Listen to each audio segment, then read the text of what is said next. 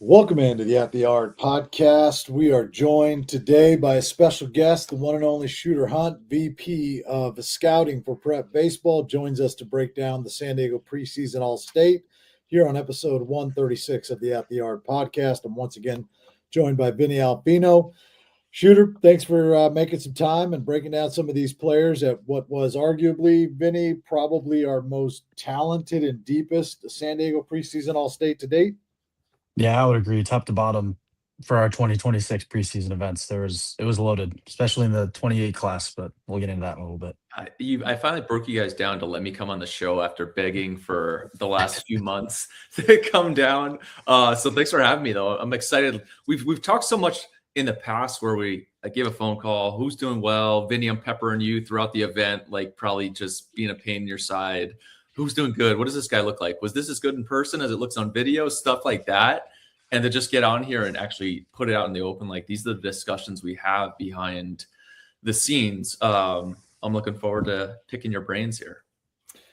Yeah, Vinny touched on it. The 28 class it was really well represented at this event, particularly at the shortstop position. And we're going to discuss a lot of those guys. And, we had conversations with these guys during the event, post-event, talking about the future games. And, I think every one of these 28 shortstops we talked about, has a very legitimate chance, being on that team and Team SoCal. But it was also a number of 27s that really stood out. There were some 26s that were really good. Just all in all, there was 129. We won't talk about him here on this podcast, but former JFG guy who was also really, really good and continues to develop. And, it's easy to see his trajectory going upwards and, potentially seeing him on Team SoCal there moving forward. Is there a style of play that's like differential between San Diego, Orange County, LA? Like, are there like, hey, these guys are this type of player, these guys are that type of player? I don't know. I'm not from there. Like, is there like, hey, these guys, and is there a pride in like, hey, we're San Diego ball players, like we're gonna come up and whoop you in Orange County or LA, whatever it may be? Is there some battles over that, some pride? I think the biggest difference, and I'll let Vinny touch on that, battle of the pride stuff, but I think the biggest difference, in my opinion, is just the physicality, right? I think a lot of these guys in San Diego still play the multiple sports. A lot of them are football guys. A lot of them are basketball guys. And some of these outfielders, some of these, corner infielders that we had at this event, just the sheer physicality of those guys compared to maybe some, Orange County, LA County guys that are singularly focused on baseball. To me, at least, that seems the biggest difference. But, in terms of, the chip on the shoulder, if you will, of, hey, we want to beat up on OC teams. Vinny, you've had a firsthand glimpse of that here the last couple of years. Yeah, totally. I think in terms of just the San Diego guys, I just love the athleticism that these guys display, because a lot of these shortstops, you can stick them in the outfield. A lot of these outfielders, you can stick on the infield. They just kind of have a little bit of a dynamicness to them in terms of just being able to play multiple positions. And in terms of like the competition being up on OC guys, I just think that's just the competitor in all these athletes, right? Like I think if you ask an Orange County kid, they're gonna say the same thing. Like they want to make a statement, especially coming to a San Diego event. We had some guys coming from Orange County. Like everyone wanted to make a statement, and I think we're gonna talk about a handful of names that definitely did that.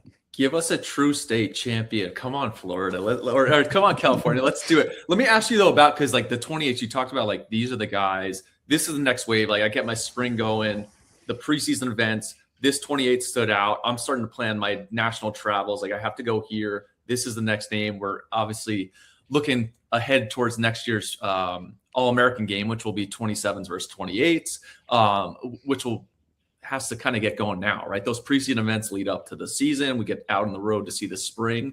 But you had a couple of shortstops, and you were talking about it. But Ryan Sheffer was a guy I got to see at the Super Sophomore games up here in Eugene. His brother's heading to the Super 60. Love the upside, right-handed hitter.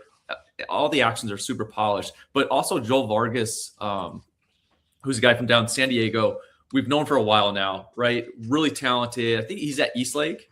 Yep. Yeah. Which obviously churns out prospects. I've been over to see those guys in the past. But both of them are right-handed hitters. And when you start looking at the profiles of prospects. You move them into that prospect status. Like usually it's just we want left-handed hitters, the impact acceleration, 5 tools, athletes, aptitude. But when you live in Southern California, you can be right-handed hitter, right? Billy Carlson's a right-handed hitter. These guys get enough high-level talent. They have the ability to get that skill acquisition in a hurry where you start profiling, a right-handed hitter in Southern California, he's got a shot to be a first rounder. He's got a shot to be an impact prospect. Tell me about, I know each of you are going to talk about a little bit about the other one, how they're similar, how they're different, Vargas versus Sheffer, but they both are ultra talented. Yeah, I think the difference, initially starts with the frame, right? Sheffer's a little bit taller, a little bit more wiry, whereas Vargas is a little more stout, a little more physical, has a little more strength currently on the frame. But both are freakishly athletic, right? Vargas, obviously in the outfield, he made some plays in the game that I kind of looked at Vinny like, whoa, the arm strength is very real. It's it's in the upper 80s. Same with Shep, though. We've seen so much of Shep, I think, that we're getting to the point where it's like, okay, what I need to find something I don't like, right? Because you seem to like everything about him, right? It's that old prospect fatigue. He's 6'7", 760, right? 96 exit velo, the 88 mile an hour infield arm, makes every play seemingly on defense. He made a play where he was on the front end of a double play turn. Then he made a play where he was on the back end of a double play turn that I think impressed me even more because of the guy coming in, ready to kind of take him out, if you will. Both are freakishly athletic.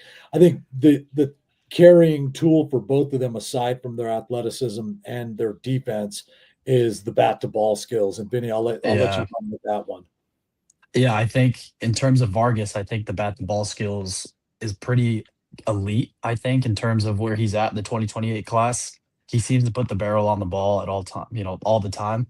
And I remember I was texting Shooter about this during MLK weekend when I saw him, and I said, he just seems to hit everything hard. And Shooter's response was, that's a really good problem to have, right?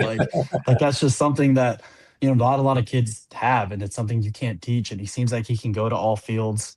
I believe he had a max EV in 98 during batting practice. And the one thing I didn't know about Vargas is that he took an inning at shortstop. He just decided to go in there. And then I remember you asked him, like, you can play the infield? And he goes, yeah, I can play shortstop too. It's like, okay, so now you're saying this kid's versatile. He can play multiple positions. He's not just an outfield prospect. And I think that plays in kind of the athleticism that he has. And then with Sheffer, I think as we're continuing to see him, we always thought like he's a glove first guy right now, but the bat seems to really starting to take off. And it plays right into how dynamic he is on the defensive side of the ball. He was an 88 mile an hour arm, like you said, at the showcase, which is a jump from where he was at super sophomores. So I think you're seeing Sheffer really starting to come into his own, starting to really learn the body. And as a result, I think you're going to start seeing some power come into the frame too when he, steps in the batter's box this spring. It's interesting. It lays the foundation for each of them. Like those preseason events, you're talking about the exit velocity, right? This is BP. Yeah. And you're just getting a level for the tools. This looks right. We want to continue to follow us. And it's what you guys do so well in California is, hey, they came to this event. This guy pops on the scene, right? We're going to talk about all these other 28s, eyeing for the future games. They're going to continue their journey, but you're going to go out and see them throughout the spring. And then the summer will hit. It is cool to get, and I think for college coaches, all these recruiting essentials I've done, hey, I need to know who this guy is so I know to go out and see him. Now, how do you know to go see it? You kind of get more looks because each stop you're making a name for yourself. So awesome stuff. I'm looking forward. I may be rescheduling myself to come down to San Diego. Real quick, one final note, because Vinny mentioned seeing Vargas at during MLK. I saw him during MLK as well, playing against Jay Serra. And what really impressed me is what we saw in BP didn't necessarily translate in the game at the preseason All-State. He had a missile, but it was right at the left fielder. He ended up getting one down the line later in the game. But, against Jay Serra, he's got a fastball in on the hands, manages to shoot it inside out over the second baseman's head for a blooper, scored a run. Then he comes up later and he gets a breaking ball away and he pulls it off the left field fence there at Jay Serra for a double. So, we're starting to see what we see in BP translate into games with him. And we saw it up in Oregon too for the super sophomore games. I think you said Vargas. You're referring to Sheffer though. Sheffer, yeah. Sheffer, yeah, Sheffer, yeah. Yeah, he's really starting to come in his own Now, offensively. another, I'm going through a list. Tice Johnson was another guy who came to Eugene, looked the part, has big league bloodlines, excellent out of shortstop. It was kind of funky at the plate. I know, Les, you and I kept going over like the load. There's a lot going on there. What did it look like in person? How has he come out of the preseason, or how's he come out of the offseason looking? Yeah. Well, first of all, he comes out looking way more physical, right? Like he's added strength to that frame, and which is, really exciting. And you mentioned the big league bloodlines. I mean, it's pretty apparent. The thing that really stood out to me on top of everything, he had a no question one of the best days, right? He made 2 plays Totally. defensively playing second base where I looked at Vinny and I told him after the second one, I'm like, just stop. Like, just stop, right? I mean, what are we doing here? But I mean, we had probably a 34, 40 mile an hour wind swirling throughout the outfield where we're running 60s, and he posted a 6.79, and he's cutting through that wind. I mean, his run speed was like 23 miles per hour. Like Oh, he wow. gets going. Yeah, it's freakishly athletic, right? And then, we saw him defensively was again as good as we've seen him. But offensively, Vinny, I think you would agree, he seemed to get rid of kind of that stabbing Yeah. front leg, Yeah. stiff front leg kind of tilt, right? And it's more upper body rotational and it's more hips. And he got to a ball in the outer half that he shot down the right field line for a double. And I mean, I was umpiring behind the mound, and I mean that thing was off. I mean, it was on the white, on the other box. And so I think he's really made some adjustments with the swing to get rid of that kind of tilting, lunge that he had, if you will, that we saw out in Oregon. Okay. Any other 28s that were really good there? Because all these college coaches are itching to know who they need to go see this spring and summer. Yeah, I I mean, mean, there's a couple on the list. I'll let Vinny take the first guy. yeah, I think a two-way guy that I thought stood out was Landon Palmer out of Point Loma High School. Yeah. Came in, he was catcher and shortstop during the workout. 84 arm velo across the diamond, had a 74 arm velo with modest carry behind the plate.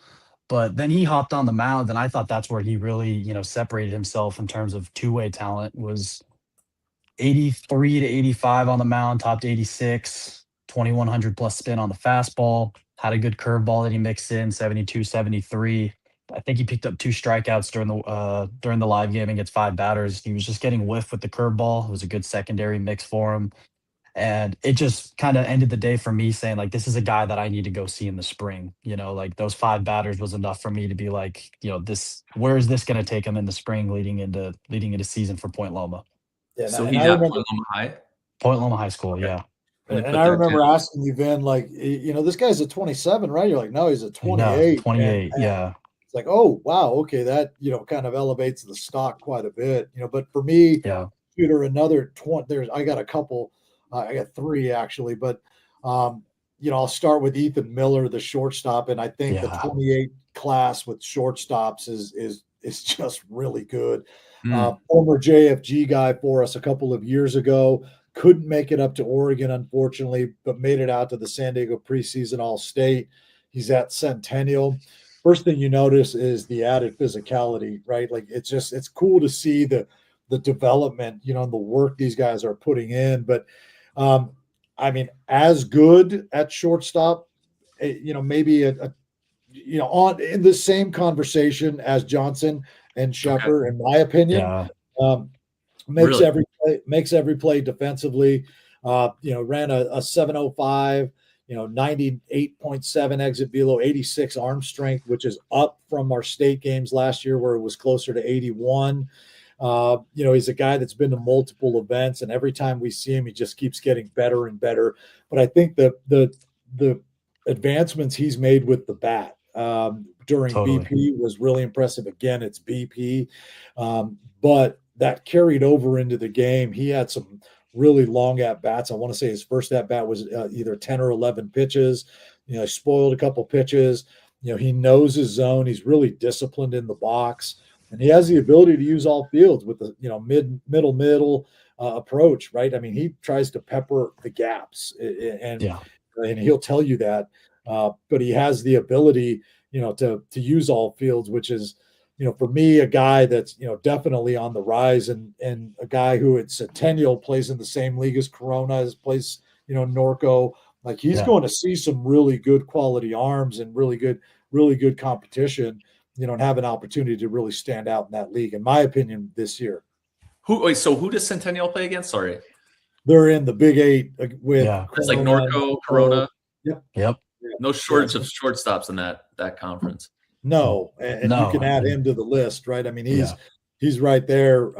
In terms of where they were as sophomores, right? He's a tick below Seward last year, right? I mean, that guy's a freak of nature.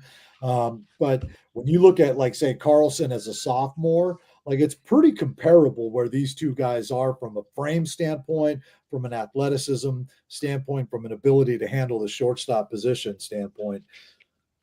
And I'm I not don't saying know. he's Billy Carlson. Let me be clear. I'm not saying Yeah. he's Billy Carlson. Just saying, when you look at Carlson coming out of the future games his freshman year, going into his sophomore year, and where we saw Billy after, going into his sophomore year, you know, Miller is right there with him. And I don't know we would have said that after state games, No. because he's like on a fast upward trend right now of where his game was at then to where it is at now, which is credit to Ethan. Yeah, that's a really good point. What about Dane Disney, 28? He's at Oaks Christian too, which Oaks Christian should be pretty good again. I'm sure Hardy's pumped. What do you got on Dane Disney?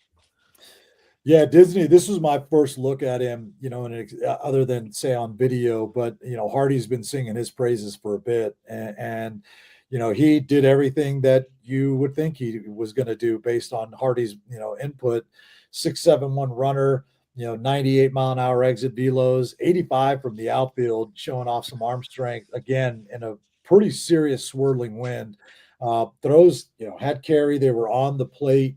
Then in game, it's just his instincts and his baseball IQ take over once the game starts. I mean, he drew a walk, stole second on the third pitch, stole third, 2 pitches later, scored a run on a flare single.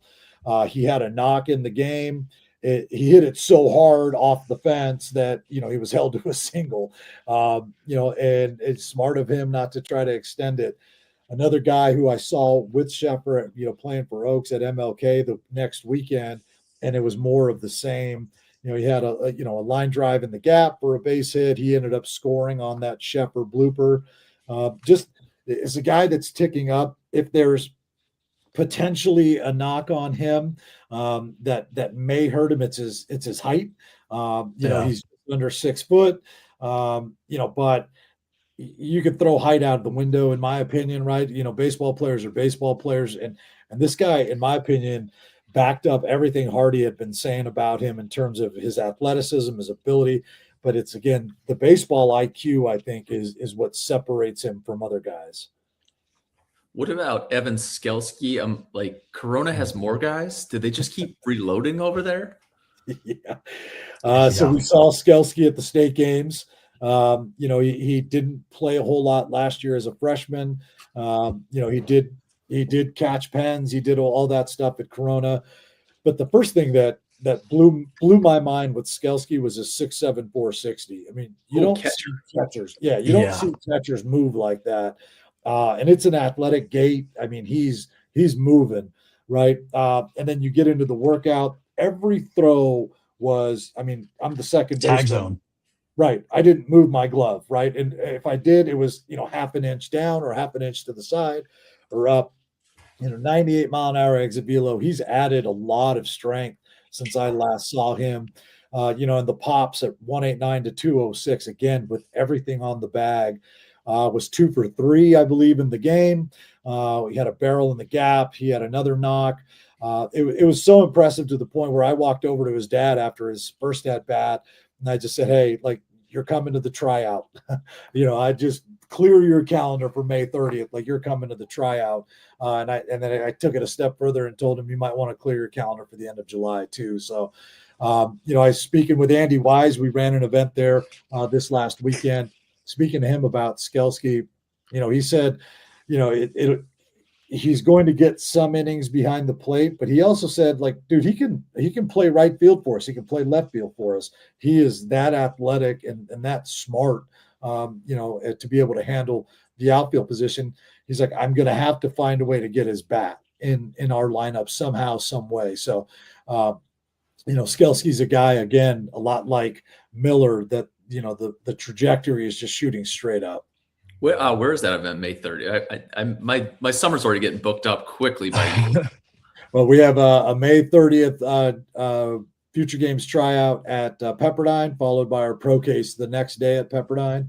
And then we are going to have another Future Games tryout May 30th, and we're still finalizing that location. Okay, excellent. Yeah, and you know what's great about catchers? Like, it's something that I look for, right?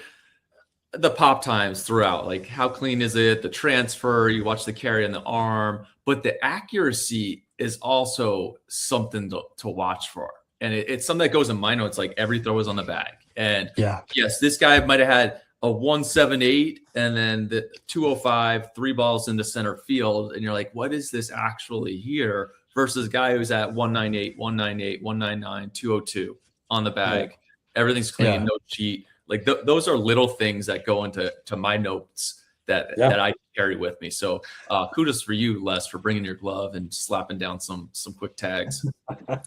I thought for Skelski during the workout, he checked all the boxes in terms of pop time to arm velocity to accuracy at the bag. I mean, 83 arm velo, like that's elite. Like that is carry through second base. Yeah. And I would say out of all the catchers, he was probably the one that, you could probably nitpick a little bit here and there with every guy, but he seemed like you look at every box and he was right there behind the plate checking all of them.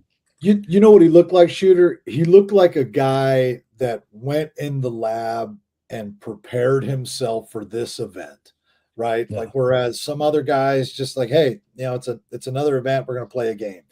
Skelski gave me the impression that, like, hey, I've been putting in work for this, like, to show off for you guys, and potentially earn that Future Games invitation. That's what he looked like to me, right? And that's what really impressed me the most, I think. Yeah, and sure, not just that, he's preparing for the season, right? Corona, it's not very easy to start as a sophomore and get on the field with a lineup that's going to have probably multiple draft picks again this year. Yep. Good for him. I'm looking forward to coming down, hopefully seeing him in May. I might have to fly down early to LA. Take the 5? What's the PCH? Yeah, you don't want to go on the 5. I took the PCH last year. I was going like 25 miles an hour for way too long, and that's very difficult as a Jersey guy to do. But there were cops stationed every 100 feet on that thing. Who else? Okay, outside of 28s, because especially in this day and age, we missed a couple 28s on Vinny's list. He's got more. Yeah, you guys. I'm telling you, this was a standout event. I know about. Yeah, so I got a PO that showed up, and at a Script Ranch, San Diego local kid, and another guy that I circled. It's like, okay, like springtime, I'm gonna come watch him, and that's Luke Wooten out of Scripps Ranch, sophomore. Like I said, 28 guy, was up to 87 on the mound. Ended up also having a 3-pitch mix, curveball and changeup, 73 to 75. A little lower spin there, but was able to still mix it in, 67% for strikes. Okay. Changeup, though, was what his out pitch was. Low spin, just above 1,000 spin rate, 76 to 79. Arm side fade. And that was the pitch that he went to with 2 strikes. And it seemed like it was a fastball until it wasn't. And it was tough look for hitters to pick up, especially from the right side. And I believe he also had 2 strikeouts against his 5 batters face. Don't think he gave up a hit at all in the 5 batters. So he was just an arm that showed up, and it's like, yeah, like this type of event, PO's coming. It's like, you want to make a statement for us to want to see you in the spring. And he was like one of those guys. It's like, come February, March, April, it's like, I'm going to need to make my way out to Scripps Ranch. And not just him, but like the college coaches too. And just the facts of the industry, like they're going to go out and try to see arms first. Like that's what they're circling, because if you go to a game, if you go to see Joel Vargas, like he may get walked 3 times, and now you just had not wasted a day, but hey, I didn't get what I needed out of this, versus this pitcher is going to go out and at least kind of showcase his stuff. Whether he gets rocked or dominates, I will still get to see something. So to have those 28 arms, that's something that the college coaches, that's an immediate go see this spring, especially on those off days, fun days. He's got a little Al Rabovsky in him, the Mad Hungarian, right? Like, I mean, he missed. I was umpiring behind him, and I maybe squeezed him, maybe just to kind of get a reaction and see how he reacts. And he got the ball back and turned around, looked right at me, like didn't say anything, was very respectful. Just kind of looked at me and he like threw the ball into his glove while he was staring at me. I was like, all right, dude, like I like that. Like it's important that guys know that sometimes we, intentionally do that to see how they're going to react, right?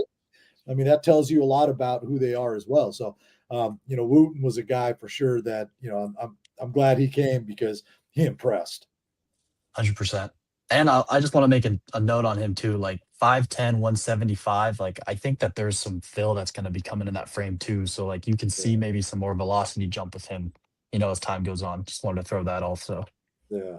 You have one other 28, Vinny, a guy that, shooter, I'm sure you know the name, but a guy that's really impressed me since going into his freshman year. Yeah, that would be Jonah Boyd. So Jonah came to San Diego preseason All-State. Obviously, he's one of our top-ranked position players in the state for the 28 class. And I feel like he didn't do anything other than just further prove why he's, ranked where he's at. Unfortunately, one of his at-bats, he fouled the ball off his shin, so he missed a couple innings in between, throughout the game. But in terms of the workout, like Jonah just immediately just set a statement with his 60-yard time, a 6.65 60, which I think was second best among the players to Vargas and players at the event. So you can see that there's the speed profile that he already has. I like the 5'10", 145 frame because I think that frame's going to really fill out over the next 2 years. I don't think it's something that's just going to stay really wiry. And if it does, I think that it's a frame that's going to have strength regardless of how it looks. I think that there's already strength in the frame right now with him, despite, with the wiry look that it does have. Because when he hopped in the box, it was a heavy barrel during batting practice, was up to 96 EV, but 91 average exit velocity. He's hitting the ball 75% hard hit rate, line drive rate at 75%. He was just able to go, seem like line to line during batting practice. And I know we talked about this on another podcast, Les, where it seems like guys sometimes, they hop in batting practice and they can show that they can go middle op in their first round, and then they kind of show the pull side approach. It seemed like Jonah was one of those guys. It was like he has a warm-up round, shows that he has the barrel control, and then second round, it seems like he was letting loose a little bit. So I really like that, especially as a young guy. Like, that's something that, is going to carry for him long-term and have a mature approach in the box. And defensively. Oh, sorry, go ahead. I was just saying defensively, like he's a shortstop. Like, he has the arm velo, 83 accurate across the diamond, and I think that he's going to stick on the left side long-term. Who else does Ayala have? Looks like they'll probably be in Boris. Trugman. Looking at their blank schedule. Who's that? Trugman. They've got Trugman, and then you put me on the spot. The junior pitcher whose name escapes me, who's also committed to Santa Barbara. So they got two Santa Barbara arms. Jonah. Those are good. Right. They got a transfer in Giroux Hurd, who we've had at a couple events, who we're all really high on, an outfielder from Bosco. They're going to be good. They're going to be good. One just kind of final note on Boyd, though. Vinny mentioned he took a foul ball off his shin in his first at bat, so he took a couple innings off. I mean, this thing swelled up immediately. And then he in the game, later in the game, fouled off again the same spot, right? So got him ice, and like I told him, I'm like, dude, just like go home, ice it, like you're good, get out of here. And he's like, no, like I'm gonna hang out, right? Like I'm here. So it tells you a little bit about his character as well. It's important to note that he started at shortstop for Ayala last year, moving a CBU transfer off the position. So that's how highly his coaches think of him, and his potential and his future. Awesome. What else do we have at the event? Are those all the 28s? Like, do you have any more? Those are the 28s that we chose to talk about. Yeah. We got a lot of 27s. It was a loaded event. We'll jump into some of the 27s Griffin Fiend is an outfielder at Chaparral. He's the cousin of the Fiends. He ran a 6.66 60. His exit velo's up around 98, 85 outfield arm. This is a guy that was at our state games last year who showed out really well at our state games. But at this event, in my opinion, was one of the top 5-7 players there. No question. Just his ability to play the outfield spots and his ability to run and his ability to hit, all really stood out in this setting, a one-day setting, and it backed up what we had seen in the spring, and it backed up what we saw in the summer at the state games. And Vinny, he's down by you. You saw him in the spring. Yeah. Do you have anything to add on him? Yeah, I think that he's just another guy like Vargas where he seems to hit the ball hard at a very high consistent rate. First time I saw him in the spring, first at bat went Oppo for a home run as a leadoff hitter for Chaparral. I saw him play second base. I saw him play shortstop. I saw him play center field for them throughout the spring. And so he had a high utility role last year as a sophomore, but I was talking to him at this event. Seems like he's going to play, primarily center field this year for Chaparral. So Mm. I think that he's just a guy that's continuing to trend in the right direction. And, the offensive profile is, really, really good because he's just a guy that hits the ball hard, at a high rate. Well, shoot, the bloodlines in that family, they can all hit. Yeah. Yeah. Hey, Shooter, Vinny's got a left-handed pitcher at 27 from Carlsbad, Robert Bering, who was maybe one of the top 3-4 pitchers there, Vin, would you say? Yeah, I would agree. I saw him multiple times last spring as just as a first baseman for Carlsbad. And I liked him honestly in the outfield too at this event. He was playing first base, as a sophomore last year, but he was an 87 arm from the outfield during the workout. He ran a 7.02 60, I believe. So I think that there's potential there in the outfield spot for him as a two-way guy. But I didn't get to see him on the mound last year. It seems like Carlsbad was very, careful with him. I know that you saw him, I think, at the Boris last year, but yeah, he was up to 86 on the mound, had a couple strikeouts during the event, 3-pitch mix guy, slider and changeup, high spin on the sliders, 2,300 plus. And I was talking to him at the event. He said that Carlsbad's, he's going to be in their rotation this year. So, another left-handed arm that, I'm definitely want to go see. And I know college coaches are, definitely want to circle that name as well in San Diego. Well, shoot, 6'4", athletic, already Yeah. hits. Now he's hopping on Yeah. the mound, going to be Right. in their start.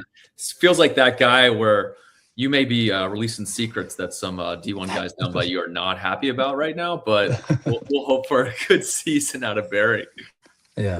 He was really impressive. The thing that intrigues me is like just the freshness of the arm, right? I mean, it's Mhm.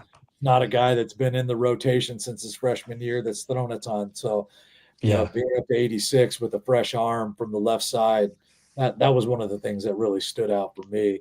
And I got a catcher that we've seen a bunch from Mater Dei. Logan Miller, he's a 27. My understanding is that he will be their guy this year because he's just that good. His 7.3 60, the exit velos are, mid 90s. It's a 77 mile an hour arm from behind the plate. And again, a lot like Skelski, every throw is on the bag, or at least in the catch radius there. 192 to 20. He also took grounders at first base where it's 83 miles an hour across the diamond. But the thing that is his carrying tool is the bat. And I saw him at Palm Desert. We saw him at the uncommitted games in the fall. We saw him here. So that's 3 looks in about a 3-month time frame for me.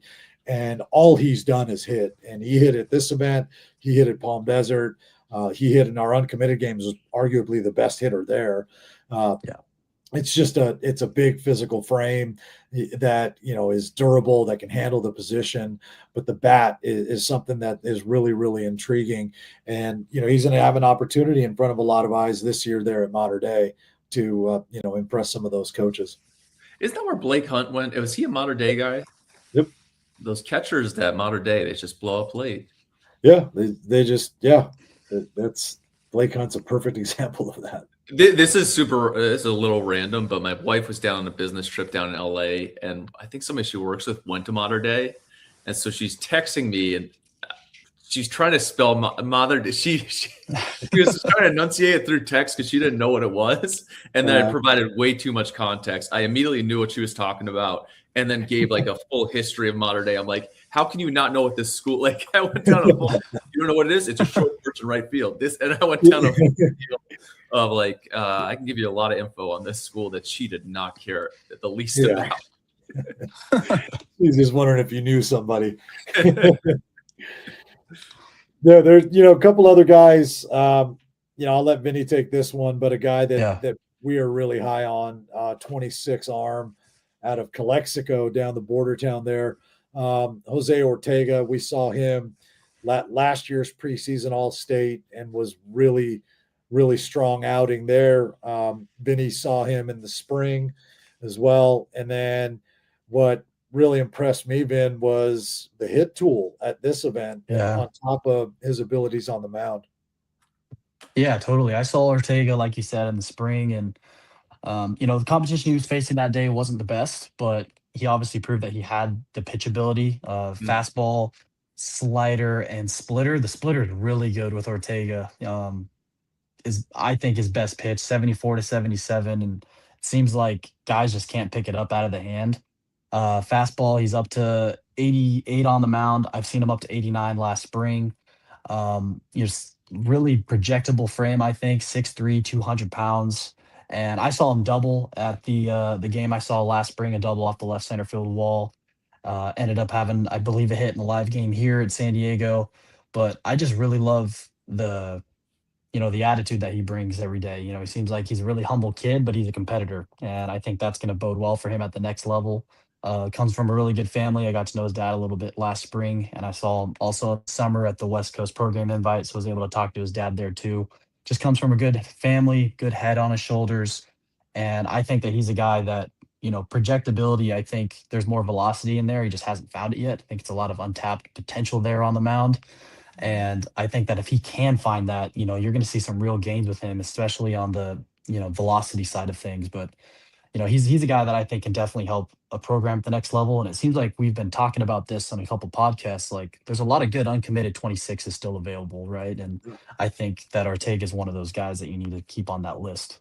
And I think a lot of that comes from that is that there's so much unsettled at the D1 level where coaches trying to figure things out. They're probably some's trying to string guys along because they don't know exactly what the roster construction is going to look like. But ultimately, opportunity plays king, right? Getting out in the field and getting those reps. And again, that skill acquisition is marquee at that level. So there are definitely those 26s out there. I know you guys are locked in at all time, Pepper and me. What about this kid, Brody Brem? Because he's like 6'5", 225. He also goes to Rancho Bernardo, which is that Cole Hamels high? Yeah. Oh, because I was talking to somebody recently up here at Oregon, and they were like, let me tell you about Rancho Bernardo. Back in the day, that was the absolute powerhouse. And I was like, they're still really good. And Blaylock, too. Yeah, like just dudes. Yeah. I think, Rancho Bernardo, I think they had a little bit of a down year last year, but I think that they're going to have a good spring in 26. And I think Brody Brem's going to be kind of right in the middle of it. I've seen some video of him. It seems like he's in their lineup right now as a left-handed bat. He ended up homering in his first AB of the preseason All-State, took a ball to the right center field for a home run at Maranatha Christian. And then he hopped on the mound, was up to 86. Fastball spin was above 2,400. It was heavy out of the hand. And like you said, like the physicality for him, 6'5", 226, like it's a real power left-handed profile, I think, and has pitch ability on the mound as a two-way. But I'm just intrigued that I think that he has the opportunity to be a real middle of the order bat for them at Rancho Bernardo and will be a reason why I think that they're going to have a bounce back year in 26. Yeah, he was really good at this event. This was my first viewing of him. And like one of those guys, Vinny, like, tell me about him, right? Because you're just intrigued right away, but not only by the size, but his ability to hit and the way he moves around the bag at first was pretty athletic too. So this is a guy, pretty big upside for him. It's you guys have like ripped off all these names coming out like the San Diego preseason event, and we've already been talking unless you've been entertaining my calls way too much, because I'm like, what if this schedule here, because I think the talent, even more than in any other previous year, is kind of dispersed throughout the state. Like there's different pockets this year where some of the scouts are going to have to do some driving, but I'm already looking at San Diego as how can I get down there? Because I really think it's important, because the level of play has been elevated, especially you talk about these 28s as the college coaches are looking to see them, us trying to identify like who's that next wave of big recruits. And you know how much I love San Diego. Shout out to Wholesome Coffee, some of the best cold brew. Shout out to Fernside, which is when I would come down for area codes like Fernside, like this. Have you ever been there, Vinny? Incredible. I Like haven't. just kind of like bar and grill food, but like great spot Right. because as you know, in San Diego, everything's kind of outdoor and just It open is. air. Oh yeah, totally. As it should Speaking, be. yeah, right. And then the last San Diego guy I have, he's a local kid in San Diego. Another physical first baseman, left-handed bat, Max Stewart out of Cathedral Oh Catholic. yeah, I saw him Yeah, last year. I know Shooter. I know you saw him at the Boris last year. And I think in terms of just like when you guys that walked on the field, and Yeah. if you just at a baseball field and you didn't know, like your eyes kind of just draw to him, right? Like he's physical, he's 6'2", 200 pounds, built like a football player. And I think that strength really carried over right into, batting practice, had a max EV of 103, max distance at 363 feet. And that carried over into gameplay where it was funny. I was umping and, me and Les had a little laugh about this. It was a 3-1 count and it was his last AB of the day. And he didn't do much yet in the live game. And he gets a fastball down and in for ball 4. And I call it a strike. And gives me a look like, come on. I'm like, well, don't you want to end your day, at least get the bat off your shoulders?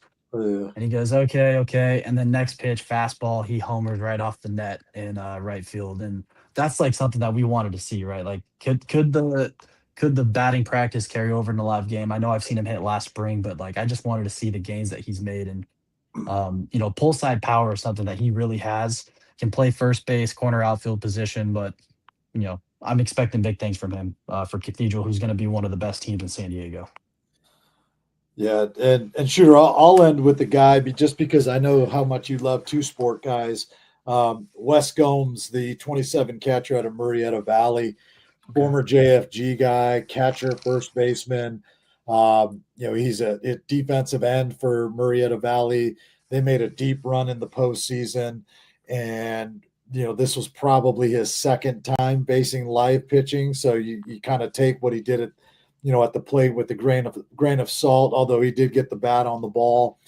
It's 100-mile-an-hour exit velos during BPs. He's everything you would think of a big, strong defensive end at 6'2", I want to say 245.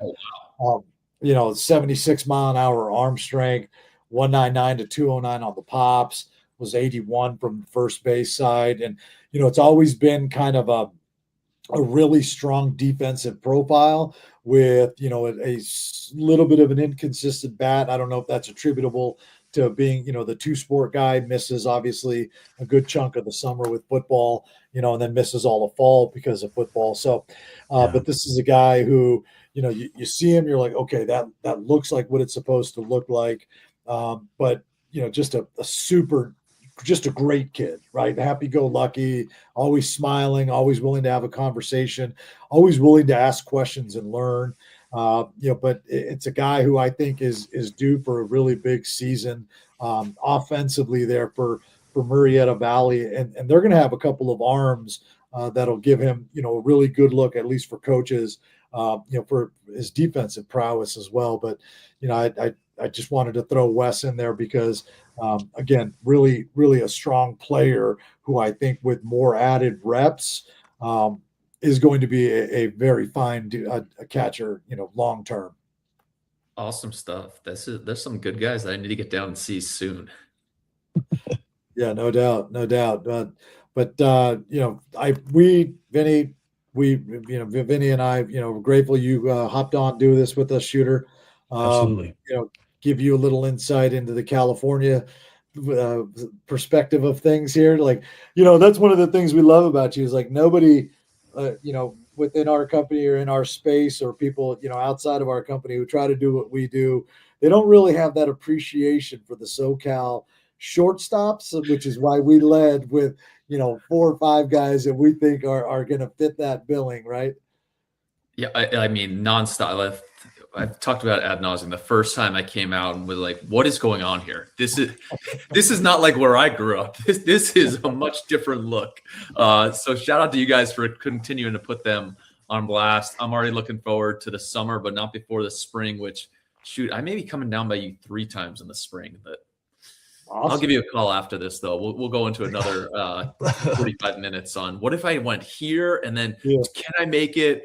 And usually it ends up, hey, Les, can I get from here to there? It's only like 10 miles. And it's 10 miles, but at 5 o'clock, that's 3.5 hours. Right. Yeah. Right. Yep. 10 miles in SoCal traffic. That's not 10 miles, right? Well, thanks again, Shooter, for hopping on. So for Vinny, for Shooter, I'm Les. We appreciate you following along. And until next time, we'll see you at the yard.